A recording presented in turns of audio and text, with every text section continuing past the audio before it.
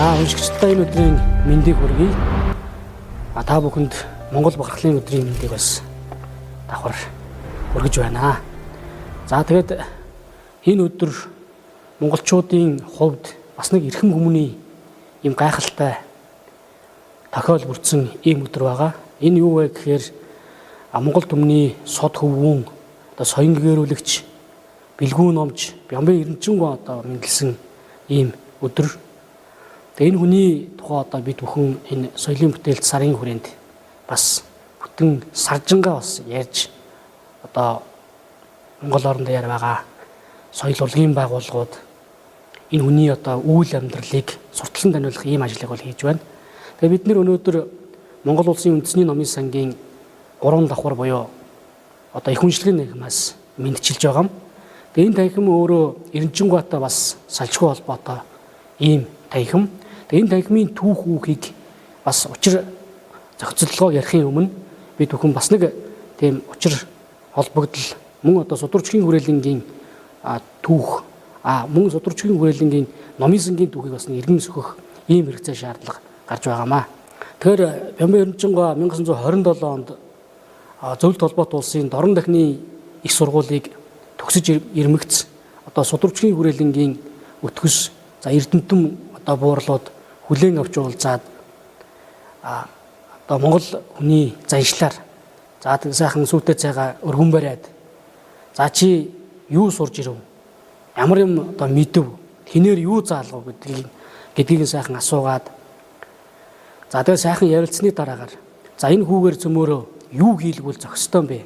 Хаан суулгуул зохистой юм бэ гэдэг байдлаар ярьж хоорондоо зөвлөлдсөн байгаа юм. За ингээд ярьж зөвлөлдсөний дараагаар бол Судручгийн хүрээлэнгийн тэр өвөд өтгөс Эрдэнэтэн буурлууд бол одоо за хүн багтай хөл багтай учраас номын сангийн одоо дотроо нэгэн ширээ гаргаж үүн дээр одоо Эрдэнэчинг оюутан Эрдэнэчинг одоо суулгаж одоо судалгаа шинжилгээний ажлыг нь хийлгийа гэдэг ийм шийдэл хүрсэн байж байгаа. Тэгэхээр Эрдэнэчингүү дээр 1925-аас 27 оны хооронд яг зөвлөлт холбоот улсын дээр дорн дахныг судлах институт сурсан. Яг ийшээ явахын өмнөхөн бол одоо 1924 онд зөвлөлт холбоот улсын одоо шинжилгээний академийн 200 жилийн ой гэж юм болсон. Энэ ойд цэвэн шагж гэдэг хоёр хүн оролцсон баг. За энэ хоёр хүн бол ойд оролцож явж байхдаа бол одоо шинэхэн байгуулагдсан Судручгийн хүрээлэнгийн одоо залуу судлаачдыг бэлдэх тухай ийм гэрээ хэлцлийг бас хийж явсан байдаг.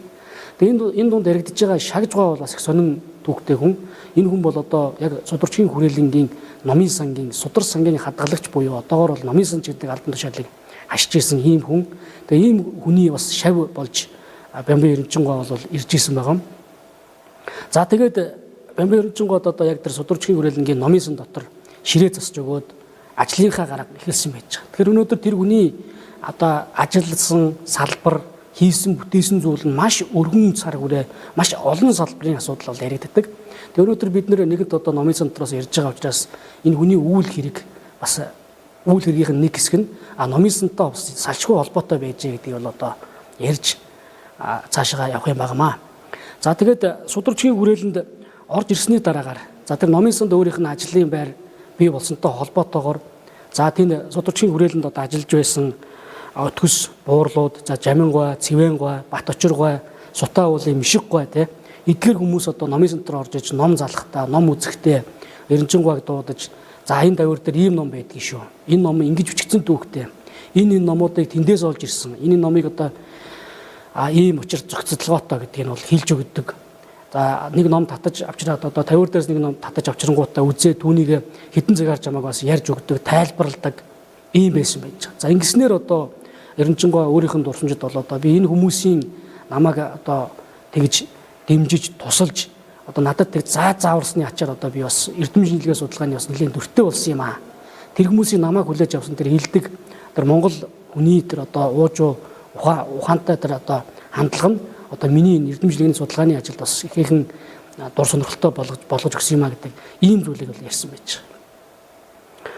За тэгээд номын сангийнхаа тэр дотор байж байгаа номуудыг бол өөрөө ингээд тэр хүмүүс ингээд хажууд нь яриад байгаа учраас өөрт нь хилээд байгаа учраас сонирхоос өөр аргагүй байдалд хүрсэн байж байгаа. За тэгээд Цэвэнгой бол одоо дотор байж байгаа ном материалуудыг бол За энэ номыг бол чи нэгээс 2 жилийн дараа уншаарай. Энийг 3-аас 4 жилийн дараа уншаарай ч гэдэг юм уу. Энийг 10 жилийн дараа уншаарай гэдэг байдлаар ном материалуудыг бол ингээд тус нь ингээд бөөгнүүлээд боогоо тавьчихдаг. За энийг нь одоогийн ингээд өндөрлгөөс ингээд харахад бол цэвэн гоё их тийм мэдээллийн боловсралтай буюу тийм хүн байжээ гэж бас дүгнж болохоор байна. Тэгэхээр ягаад вэ гэхээр дөнгөж одоо эрдэм шинжилгээ судалгааны одоо амтанд орж байгаа залуу судлаачд бол хит одоо гүнзгий одоо утга агуулгатай, найруулгатай номыг өгчих юм бол түүнийг одоо уншихад бол одоо залхуу уурах ч гэдэг юм уу.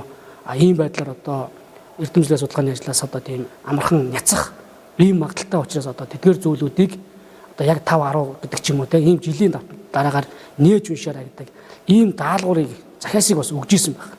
За ингээд Бямбын Эрдэнэчингой бол ямар ч байсан номын сан дотроо ажлынх нь байранд төвхнөж за номын сангийн дээр сангамрагт байгаа номуудыг ингэж үзэж судлах ийм сонирхол төрсэн байж байгаа. Тэгээ үндсэндээ бол Сударчгийн хүрээлэнгийн номын сан бол 1921-ээс 27 оны хооронд бол цэвэр цуглуулгын шинжтэй явж ирсэн байж байгаа. За энийг одоо магадгүй хүмүүс гинтл одоо 1921 онд номын сан байгуулагдаад тэр нь өөрөө шууд орчин үеийн одоо аргаар бол ингээд явцсан юм шиг шууд одоо холтрлоор явцсан юм шиг байдлаар ойлгодог байж магадгүй. Гэтэл энэ нь 21-ээс 27 он хүртэл цэвэр цуглуулга буюу тэр номуудыг эндээс авчираад бөөгнүүлээд байсан гэсэн үг. Ямар нэгэн тийм ялгал ангилал гэсэн тийм зүйл бол тэнд байгаагүй гэсэн үг. За дараагаар нь бол одоо Бямбын Эрдэнэчингой бас нэг энэ номын санд хийсэн нэг дөрвтөө алхам хийсэн одоо нэг зүйл нь бол юу юм бэ гэхээр энэ номуудыг нийтийн ёсны дагуу хүмүүст олгодог болёо. Энэ зүйлийг бол хөндөд тавьсан байж байгаа. За яагаад энэ зүйлийг хөндөд тавьсан бэ гэхээр нэгэнт одоо тэр сангамраг дотор байгаа номуудыг судалдаг те. Тэр мэдээж энэ дотор хичнээн суусан ч гэсэн тэр номын санг хариуцдаг байсан нэгэн албан тушаалтнууд байжээ. Тэдгээр албан тушаалтнууд маань өөрсдөө бол тухайн үед уншигч гэдэг ч юм уу ном сурж ирсэн хүмүүст бол одоо тэр Сударчгийн хүрээлэнгийн тэр одоо цуглуулад ирсэн соёлын өвөг дотроос одоо хормон дээр нь хийгээд өгчөгдөг. За тэдгээр зүйлүүд нь одоо бас өргөддөг, устддаг, алга болдог. Ямар нэгэн бүртгэл тооцоогоор өгж байгаа нь одоо ингээд маш олон ном материалууд одоо устдах ийм эрсдэлтэй байсан учраас энийг ерөөсөө яг олон улс буюу одоогийн бидний ярьдаг бол олон улс тэгээд тухайн үеийн хэлгээр бол нийтийн ёсны дагуу ингэж журамтай болгож олохгүй бол болохгүй нэ гэдэг зүйлийг бол дотроо бодож тухайн үед одоо яг тэр судрын санг буюу номын санг хариуцж исэн хүмүүст өөрсдөд нь хэлсэн байж байгаа нэгдүгээр шатанд бол гэтэл нөгөө хүмүүс бол Эрдэнэчингой яг тэр заавар зөвлөгөөг бол төдийлөн анхаарч үзээгүй нөгөө л алдаа дутагдал эндэгдлээ бол гаргасаал байж л дээ. Тэгээ бүр сүүлдээ арга буюу одоо Сударчгийн хүрээлэнгийн тэргүүлэх хэмжээний хүмүүст за сайдад өргөдөл гаргаж хэд хэдэн удаа ийм өргөдөл гаргаж иж энэ ерөөсө болохоо байлаа гэдэг байдлаар өргөдөл гаргаж тэдгээр одоо алдаа хэндлийг бол зассан байж байгаа. За ингээ 2-3 удаагийн өргөдөл өгсөний дараагаар хүсэлт өгсөний дараагаар бол одоо тэгж үзэж байвал энэ номын санг яаж журамтай болох юм бэ? Энэ журмыг нь чи боловсруулад гаргаад ирээ гэдэг ийм үүргийг өгсөн байж байгаа. За ингэснээр одоо тухайн үед бол одоо Эрдэнэчингой даамт төгсж ирсэн мэрэгэн гүн гомбожгой. За дээрэс нь одоо бүүвэн соёлтой гэдэг зураач. За мөн одоо дээрэс нь Будын Эрдэнэбаяр гэдэг одоо ийм эрдэмтэй боловсралтай соёлтой залуучууд нийлээд тухайн номын санг одоо дүрмтэй болгосон байж байгаа.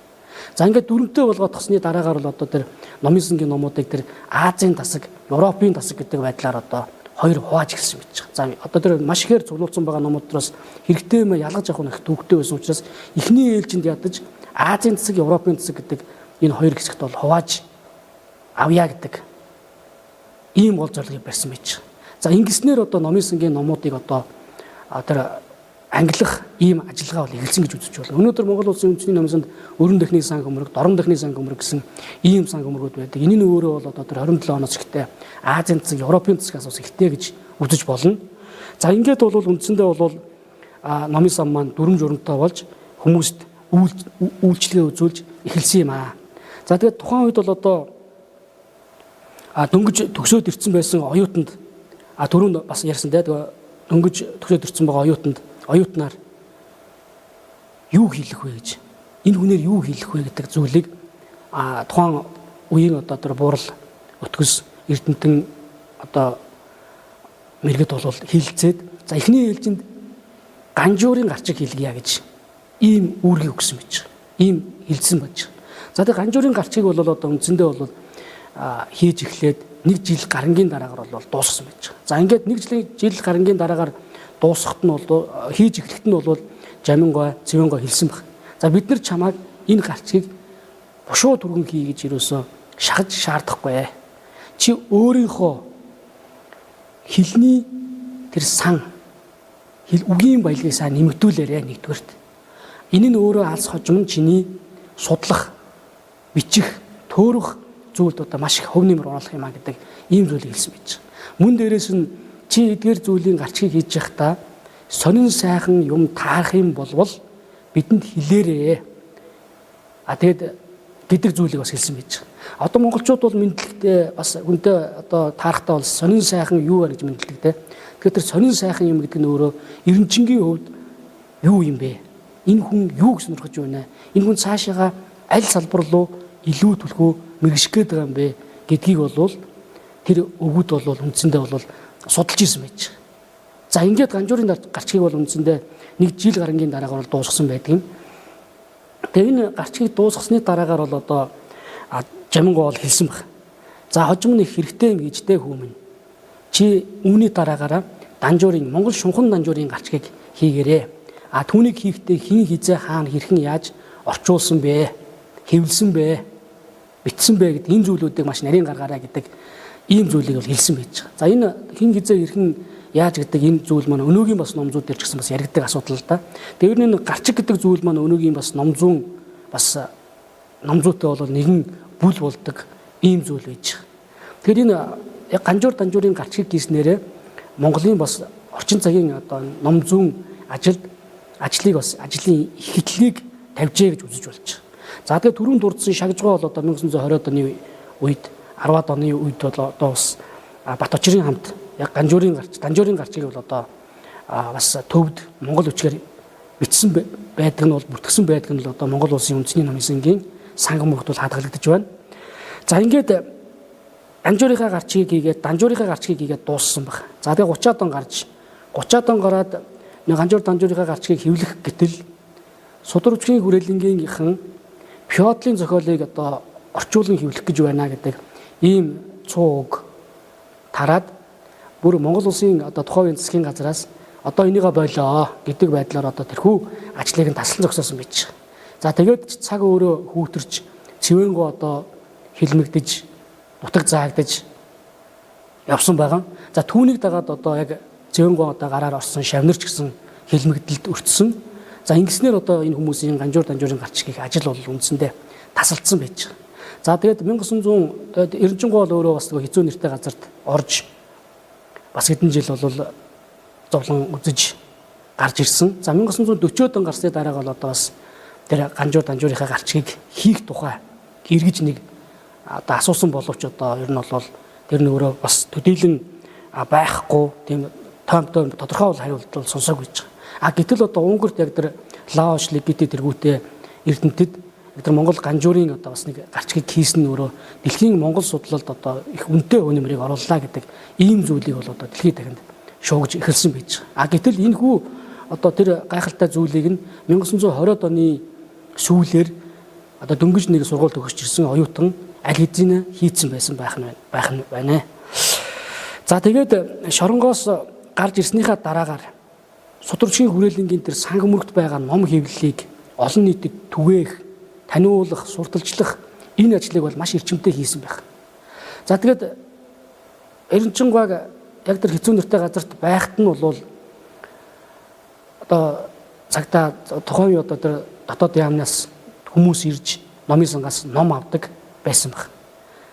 Тэгээд тухайн хүмүүс бол эрэхтэй бол за тэр тавирын тэр хавцаа нэг тим ном байгаа гэж хэлэхээр яг тэр ном нь байж идэг. Тэгээд бүр номын сангийн ажилтнууд нь гайхаад энэ одоо ямар сони энэ одоо хүмүүс манад ирээгүй хэрнээ манай номыг ингэж сайн мэддэг гэж бас гайхаж идэл хожим нь бол одоо энэ номыг бол Эренчингой бол авч уншуулж ирсэн байна гэдэг ийм гаргалыг одоо манай номын сангийн тухайн үед Ахмад ажилтнууд бол дурсан бичсэн байдаг.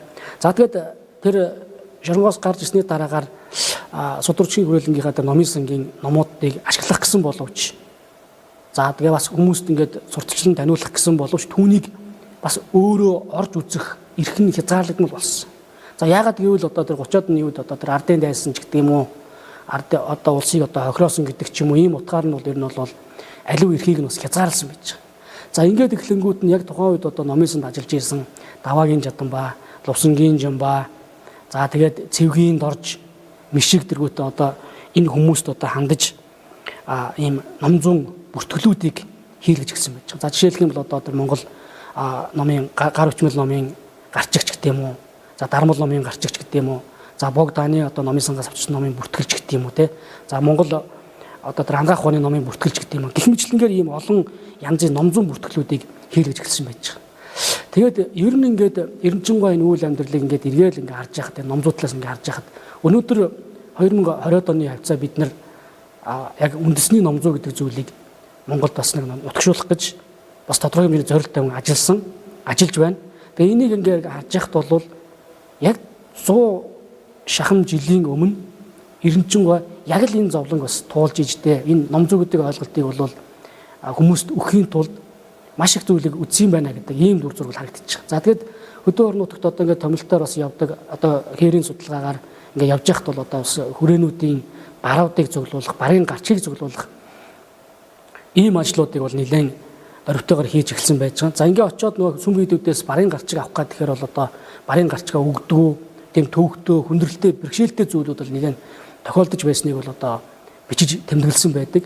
Гэтэл өнөөдөр ч гэсэн одоо бид бүхэн одоо энэ үндэсний номзуу гэдэг зүйлийг хийх гээд 2023 онд хэвлэгдсэн номуудын жагсаалтыг олох, 24 онд одоо хэвлэгдсэн номын жагсаалтыг наацхийн нэг хэвлэлийн газраас авах гэхэд энэ дээр хүндрэл бэрхшээл учирж байгаа нь одоо үндсэндээ бол 100 эднэн одоо жил өнгөрсөн ч гэсэн бас хүмүүсийн нэг хандлага ойлголт бас дийлэн сайжрахгүй байна уу да гэдэг ийм дүр зураг бол харагддаг.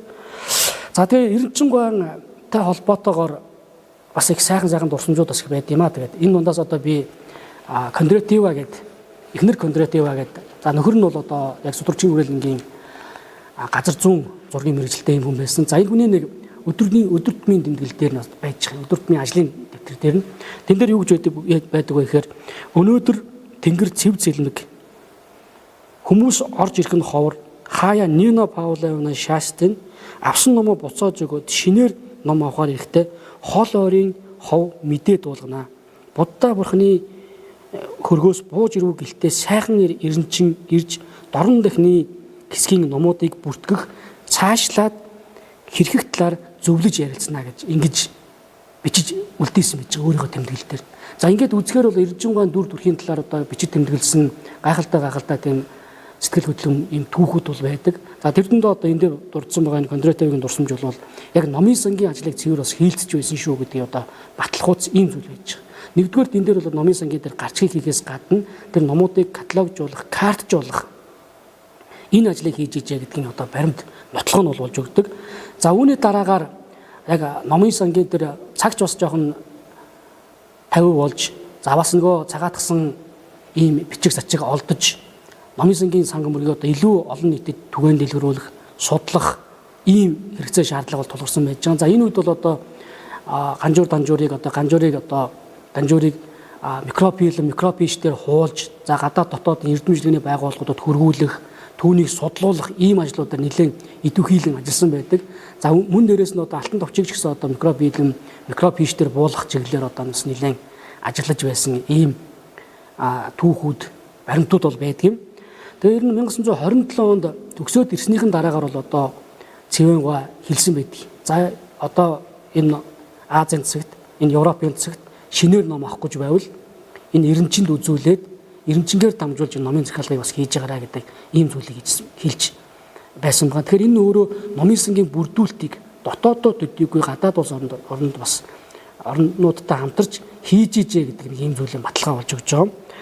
За тэгээ өөрийнхөө зохиосон бүтээлүүдийг за тэгээд бас тэр цагийн хатууд бол ер нь бол өөрийн зарим нэг зохиол бүтээлүүдийг одоо Монголд хэвлүүлэх боломж бол хомс мэдээж одоо бөөгийн шишний зохиолууд ч гэдэг ч юм уу. За тэр ардын аман зохиолтой холбоотой зарим нэг зүйлүүдийг хэвлүүлэх нь хүндрэлтэй байсан учраас одоо Германы тэр Вайсбиден гэдэг хотод хэвлүүлдэг. За энэ эдхийн шин дээлийгээд хотод хэвлүүлдэг. За эдгээр ийм олон улс орнуудад хэвлүүлдэг байж л дээ. За тэгээ хэвлүүлсэн зохиолуудад ер нь бол заавал 3 хүртэлх хувийг авдаг. За 3 хүртэлх хувьяасаа бол нэг ширхгийг бол заавал улсын номын сандаа өгдөг. Өнөөдөр Монгол улсын үндэсний номын сангийн одоо гар бичмэл Монгол номын сангамглал ороод ингээ үзэхэд бол яг Эрдэнэчингуй өөрийнх нь гарын үсгтэй улсын номын сандаа одоо хандулваа гэсэн ийм гарын үсгтэй номууд бол одоо их элбэг таарлагддаг. Тэгээд 1977 онд одоо яг би нэлээд жилээргүй байхдаа нэгэн шавь очиход бол өөрийнхөө бичиг баримтуудыг хоёр хэсэгт хуваагаад тавьчихсан байсан байгаа. Тэгээ нэг нь бол одоо энэ хэсгийг бол одоо архивд өгөх юм аа. Энэ хэсгийг одоо номын сангийнхан ярьж авах юм аа гэдэг байдлаар материалуудыг бол ялгаж тавьсан байсан гэж одоо дурсамжтай бол дурдсан. За тэгээд тэр түрүүнд дурдсан бас Ганжуур-Данжуурын тэр хөлбөрүүд бол 1970-аад онд бол одоо бас дутуу байсан зүйлүүдээ гүйцээж одоо энэ итгэвд бас хэвлүүлсэн ийм жишээтэй байж байгаа. За тэгээд Эрдэнэчингуй зохиолуудыг за Монгол улсын одоо энэ үндэсний номын сангийн одоогийн байрлаж байгаа төв байранд шинжлэх ухааны актын байрлаж за түүний зохиол бүтээлүүдийг шүүмжилдэг, ярилцдаг, хэлэлцдэг ийм дэг жаягтай байжээ. Одоогийн одоо энэ хоёр давхурд байж байгаа Үндэт ховор номын музейд одоо Эрдэнэчингуй зохиол бүтээлүүдийг шүүмжилдэг. Одоо шүүмжлэхдээ бүр зад шүүмжилдэг ийм байсан байгаа. Тэр нь бол энэ номын сангийн 3 давхар, 2 давхар, 1 давхар энэ сан хөмрөг дотор хөмргүүдийн булан тохоо бүр за 50 болгон дээр одоо Эрдэнэчингуй гар хурж за тэндээс ном авч, номыг залж уншиж байсан ийм газар байж байгаа. Тэр нь Эрдэнэчингуйг 1977 онд яг нөгөө ертөнцлөө эцсийн замд нь одоо үдэх ёслыг энэхүү танхимд хийсэн байгаа.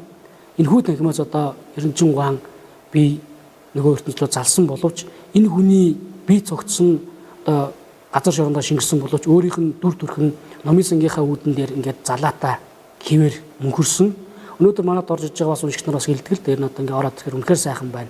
Энэгээр одоо нөгөө бидний хайртай, бидний хүндэлдэг, бахархдаг Эрдэнэчингуй, Дамдын Сүрэнгуй те. За гэх мэтлэнгийн юм эрдэнэтэй хүмүүс маань энэгээр орж гарч ирсэн гэхэд үнэхээр одоо биднэрт гайхалтай байдгаа гэдэг юм зүйлийг хэлдэг юм аа. Тэгээд энэ бол өөрөө бас монголчуудын бахархахгүй байхын аргагүй нэг ийм нэгэн түүх юм байна. За тэгээд эцэст нь одоо ингээд бас нэг нэгтгээд энэ яриагаа дүгнээд хэлэхэд бол Эрдэнэчингуй үйл амьдралыг одоо бид нэр хэл шинжээч угсаатны зүүчтэй маш олон төрлөөр мэддэг боловч яг энэ хүн бол бас номын сан судлалыг бас үндэс суурийг Монголд бий болгосон юм байна гэдгийг бас төдийлөн олж хараагүй болоо та гэж одоо миний хувьд бол бодож байгаа. Тэр нь бол үндсэндээ бол тэр 50 60 70-аад оны үед бол энэ номын сангийн үйл ажиллагааг яаж бүр илүү олон улсын түвшинд хөгжүүлж болох юм бэ гэдэг энэ санал ажлыг бол одоо шинжлэх ухааны академи ерөнхийлөгч шийм мэргэн гэж ярьдаг. Тэгээ ширэн дуугаа л одоо загтал бичдэг. Зэдэн болгоод бас загтал бичдэг. Ийм олон зүйлүүдийг одоо ингэж бас одоо цаг үе өнгөрсөн ч гэсэн одоо хүмүүст ингээд эрх бүхий хүмүүст одоо загтлаар ингэж санал болгосоор байсан баг. За энэ тухай бол одоо манай судлаач за Эрдэнэчин судлалаар дагнсан одоо Цэрэнгуй бол нэлээд тийм бодиттой юм зүйлүүдийг бол бичиж тэмдэглэж үлдээсэн байдаг. За тэгээд Эрдэнэчингуй бол шинэ цагийн сэхэтэн яг олон улсад хүлээмжшөрөгдсөн энэ эрдэмтний хувьд бол одоо Монгол улсын номын санг яг тэр олон улсын жишгээр нийтийн ёсоор одоо хөгжүүлэх үйл хэрэгт өөрөө ч мэдлэгүйгээр бас ингээд үнэтэй хүн нэмрийг оруулсан байна. Тэгэхээр энийг өнөөдөр бидний бас нэг олж илрүүлэн одоо олон түмэнд зарлах, мэдүүлэх нь одоо бас бид бүхний үүрэг юм байна гэж бас ойлгож байгаа. Тэгэхээр одоо бид бүхэн өнөөгийн бас энэ өнцгөөс эргээд харахад бол Эрдэнэчингуй тэр одоо хийж хэрэгжүүлж ирсэн ажлууд нь одоо бидний хэлт занснаар номын сангийн үйлчлэгээ байж байгаа. Номын сангийн түүх судалтай холбогдоод явчихж байгаа. Ном зүй ба гарчиг зүйн ухаан за тэр каталогийн асуудалтай холбогдож байна. За номын сангийн ангиллалын асуудалтай холбогдож байна. Сан хөмрөгийн бүрдүүлэлт тэр дотор сан хөмрөгийн зохион байгуулах асуудалтай бас холбогдож байна. Дээрэс нь тэр номын сангийн эрдэм шинжилгээ судалгаа хамтын ажиллагааны чиглэл бас орж ирж байна. Мөн дээрээс нь тэр мэдээллийн бас орчин үед бас ярьдаг болсон тийм мэдээллийн боловсрол гэдэг энэ зүйлүүд лөө их гүнзгий орж ард иргэдээ бас сурган боловсруулж байсан юм байна гэдэг ийм зүйлүүд л харагдаж байгаа. Тэгээ энэхүү бахархалтай хүний түүх өв соёлыг одоо өнөөдөр бид нар бас ахин иргэн үзэж одоо зөвхөн одоо монгол хэл шүлгийг зөвхөн унших төдийгөр энэ хүнийг таних биш. Энэ хүний үйл явдал, энэ хүний бүтээл төрөл энэ бүгдийг одоо бид нэр ахин бас нэг иргэн үзэх ийм шаардлагатай гэж бодож одоо миний хувьд бол ажиллаж байна. За тэгээ Монгол улсын үндэсний номын сангийн хамт олонны хувьд одоо энэ хүний 120 жилийн хойд зориулаад зохиол бүтээлүүдийн сурталчлах гас гадна зохиол бүтээлийнх нь ном зүйн бүртгэлийг одоо хэвлэж одоо гаргаад байна. За энэхүү бүртгэл дээр одоо 2100 орчим зохиол бүтээлүүдийг амарсан ийм бас томоохон хэмжээний бүртгэл болж гарлаа. За өмнө удаа гарч ирсэн бүртгэлүүд бол 900 орчим зохиол бүтээлүүдийг хамарж ирсэн болвол яг одоо гарсан байгаа манайхаас гарсан байгаа бүртгэл бол 2100 гаруй бүтээлийг хамруулж за мөн одоо Монголын зөвхөн одоо номын сангийнхаа санг өмөр гэлтгүүгээр одоо Монгол дотоодын болон гадаад улс орнуудын эрдэм шинжилгээ судалгааны байгууллагууд номын сангийн санг өмөрт байгаа энэ ном материалуудыг эмгэгтэн одоо гаргаснараа дараагийн одоо эренчин судлаачид эренчингуаг одоо судлах гэсэн сонирхсан энэ хүмүүст бол одоо нэлээд тийм гол болох ийм ном зүйн бүртгэл болсон байхаа гэж одоо бидний хувьд бодож байгаа. За эцэст нь хэлэхэд 120 жилийн өмнө Бамбын эренчингуй 11 сарын 21 буюу энэ өдөр мэндэлж байсан байх юм. Гэтэл өнөөдөр одоо Монгол бахархлын өдөр энэ өдөр дээр бас давхар тохиож байна. Энэ бас тийм сонирхолтой давхцал байна гэж одоо бас харж байна.